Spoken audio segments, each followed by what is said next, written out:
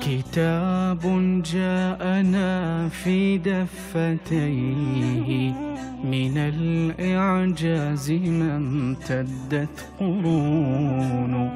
كتاب الله لا تحريف فيه فلا يطغى على العقل الجنون.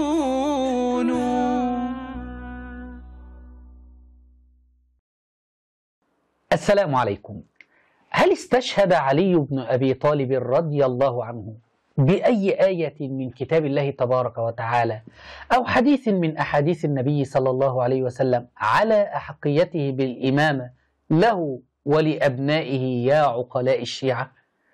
لم نجد في كتب الشيعة التي خلف أو في كتب أهل السنة والجماعة أي دليل من القرآن أو السنة استدل به علي بن أبي طالب رضي الله عنه به على إمامته أو إمامة أحد من أبنائه.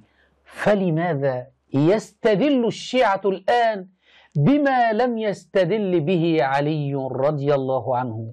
فهل أنتم يا علماء الشيعة أعلم من علي بإمامته؟